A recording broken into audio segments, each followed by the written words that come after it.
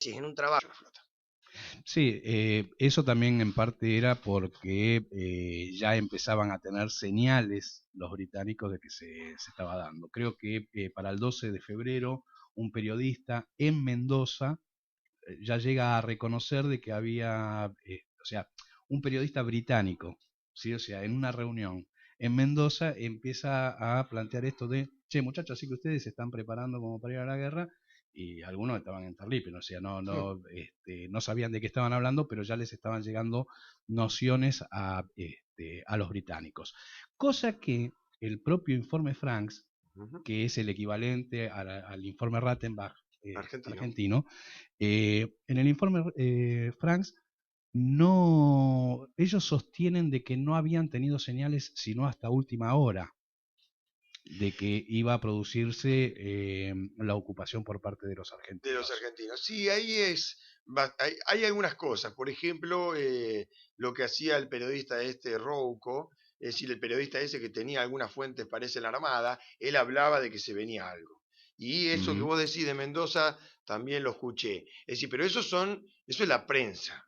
Sí, sí, sí, sí. Ahora, los estados mayores argentinos se sabía muy poco hasta el momento. De hecho, la mayoría de los que participan de la operación no saben que están participando de una operación de De desembarco, verdad. es decir, de verdad. Eh, y esto es claro porque, por ejemplo, en la Fuerza Aérea no lo sabían la mayoría de los comodoros. Ujú. Y solo algunos brigadieres, dos o tres.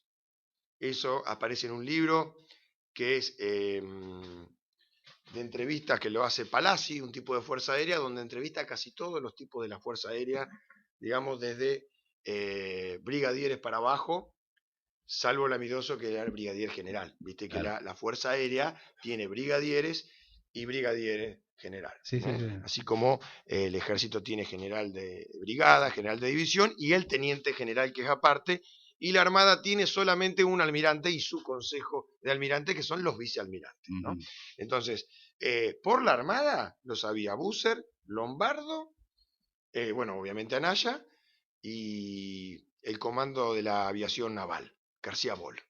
Es decir, no estoy seguro que Alara supiera hasta el último momento lo de la operación.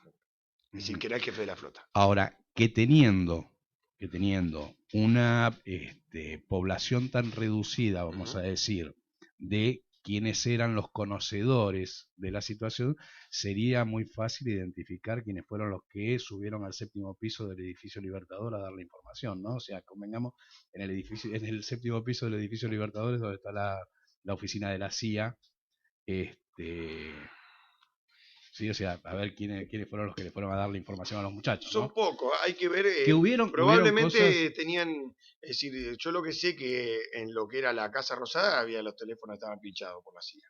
Es decir, eso lo sé porque La Trama Secreta, un libro que sale después en el 83 de los periodistas estos de Clarín, Kirvan Cardoso Cardoso. y Van der Koy. Es Ahora decir, vamos a claro, hablar bueno, el de. libro ese, en resumidas cuentas, empieza entre una charla entre Anaya y Lombardo, que era Sí. Anaya era el comandante de la Armada y Lombardo era el jefe de operaciones navales. Entonces yo cuando entrevisto a Anaya le pregunto si eso era verdad. Y él me dice que sí. Y si la única manera que eso sea verdad y es que haya sido pinchadura de teléfono. Es Ujú. decir, no hay ahí, me parece, un entregador, sino cuestiones de inteligencia que, viste, no sé cuándo vamos algún día a saber cómo funciona del todo la inteligencia, ¿no? Porque también hay mucho ahí de historia Sí, conspirativa, sí, de sí, sí, cosas sí, que es sí. linda para el oído, ¿no? Lo posible Sí, y claro. lo Y lo probable. probable, Sí, o exactamente. sea, de cómo podés probarlo. De hecho, también, por ejemplo, este libro que vos citás, que en determinados hechos históricos vos tenés algunos libros que son como la Biblia de ese momento, ¿no? O sea, y Malvinas, la trama secreta, es un libro que se ha tomado casi como la Biblia, ¿sí? Y vos sabés que es un libro escrito en inglés y traducido al castellano. Más allá de que los autores hayan sido Kirschbaum, Cardoso Y Van der Koy. y Van der Koy, sí, o sea, está comprobado, sí, o sea, de que tiene determinados capítulos y ciertas redacciones que son, o sea, esto lo saben aquellos que analizan la Ujú. forma de escritura, sí, o sea, que han sido pensados y escritos en inglés y traducidos al castellano. Yo Sí, así no que, me doy cuenta, pero sí lo que sé es que es muy poco probable que vos puedas en el 83 sacar un libro con esa información. Puedas exacto, procesarla y escribirla. Es exacto, decir, yo me manejo con eso. Es decir, eh, y la información que hay ahí no la podían obtener.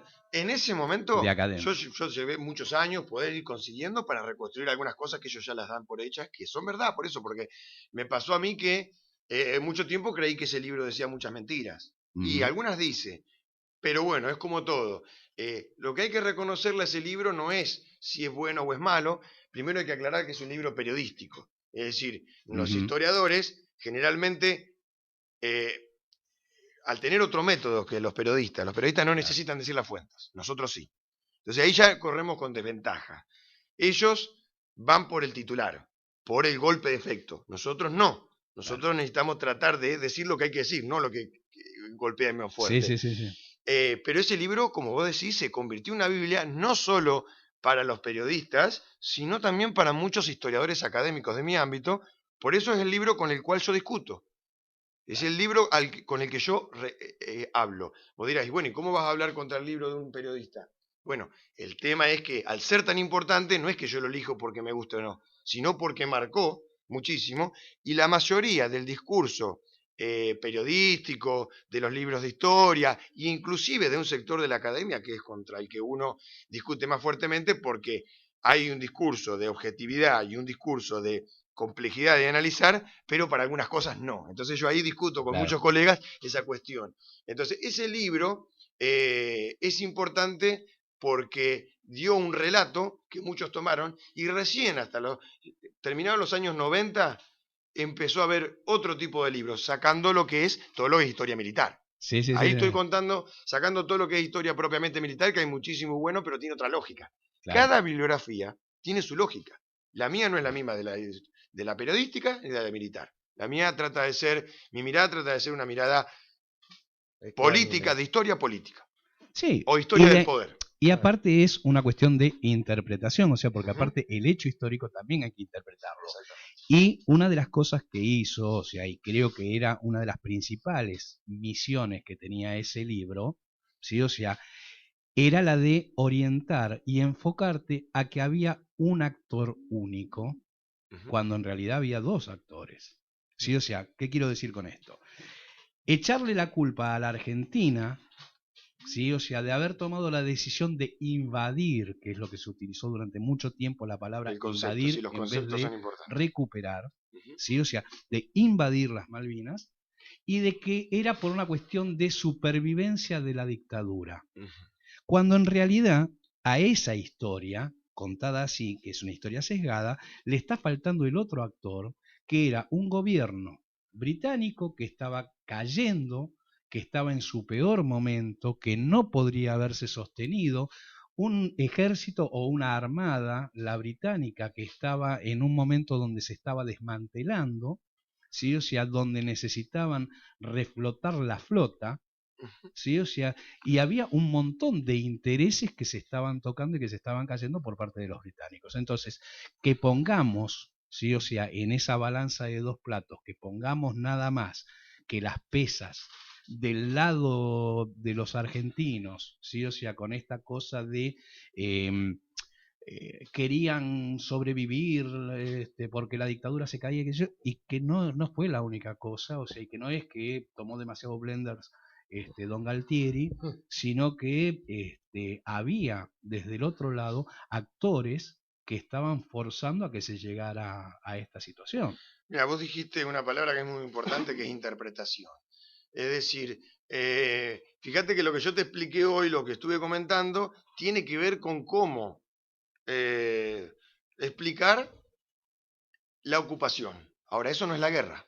No, por supuesto. Y lo que vos decís es tan importante porque vos no podés explicar un conflicto internacional de un país periférico, aliado de las primeras potencias de la OTAN contra esas potencias. Es decir, imagínate que por más whisky que tomara Galtieri o por más deseos que yo, porque en ese sentido yo también discuto esa visión de No lo que vos lo estás dejan diciendo, levantar el pero teléfono. que yo discuto esa y quiero aclarar que no se trata de defender a los militares ni a Galtieri, No, no, no, no, trata por de supuesto que no. interpretar justamente Exactamente. por qué pasó algo. Entonces, en ese caso, es casi un desatino tratar de explicar un conflicto internacional por la personalidad de una persona. Exactamente. De un país periférico. Exactamente. Es decir, de un país que no es el que decide las cosas en el mundo. Entonces, en ese sentido es muy relevante. ¿Qué es interpretar? Vos tenés, en la historia tenés hechos que están, que son, e interpretaciones de esos hechos. Esas interpretaciones siempre son subjetivas. Ahora, el grado de armado de esas interpretaciones subjetivas deben tener algún tipo de lógica o coherencia interna. Y entenderse. Sí, no es antojadizo. Por ejemplo, pasó muchísimos años, el actual director del Museo Malvinas es tal vez el historiador académico que más sabe sobre Malvinas. Digo, historiador académico de los ámbitos. Hay otros historiadores militares que saben mucho más que Federico Lorenz, director del Museo de Malvinas, y de quien les habla, porque hay tipos que saben muchísimo. Es decir, pero Federico Lorenz, por el peso que él tiene en el ámbito nuestro, dijo algo en un libro, que sacó muchos libros de Malvinas, pero uno que sacó que en el 2009, él decía, imposible, algo que yo lo decía hace tiempo, pero bueno, lo dijo él, claro. Imposible hablar del 30 de marzo, porque se explicaba la ocupación de Malvinas por la marcha de la CGT del 30 de marzo. Claro. Entonces, pero ahí no es una cuestión de ideología o interpretación, hay una cuestión fáctica. O sea, el 30 de marzo la flota ya había zarpado, ¿se entiende? Hay una cuestión de imposibilidad de las posibilidades que se te ocurran. Entonces, hasta ese punto ha llegado, vos dirás el grado de desmalvinización, yo te digo hasta lo básico de la interpretación de la historia.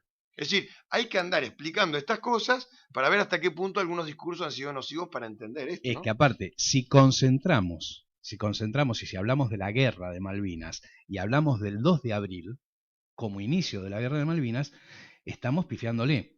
O sea, porque en realidad el inicio de la guerra, o sea, el primer acto de guerra es el 20 de marzo. Es el 20 de marzo que es cuando se produce la situación en Georgia. Ese es el primer acto bélico, que es lo que después, ¿sí? O sea, ahí se produce una traición por parte de Costa Méndez, ¿sí? O sea, cuando acepta, y por eso después sale la resolución 502, donde acepta de que Argentina fue país agresor el 2 de abril, cuando en realidad fue Gran Bretaña el país agresor el 20 de marzo, cuando manda al Endurance a correr los chatarreros de Constantino Davidov. Y que prosigue el 25 de marzo con la actividad de los submarinos nucleares y con la zarpada desde Punta Arenas, Chile, y de Montevideo de un buque, el John Visco, y después en helicóptero por vía aérea transporta infantes de marina para agregar al Endurance. Es decir, bueno, las cuestiones técnicas, la guerra de Malvinas nunca se declaró. Exactamente. Y muchas guerras no se declararon.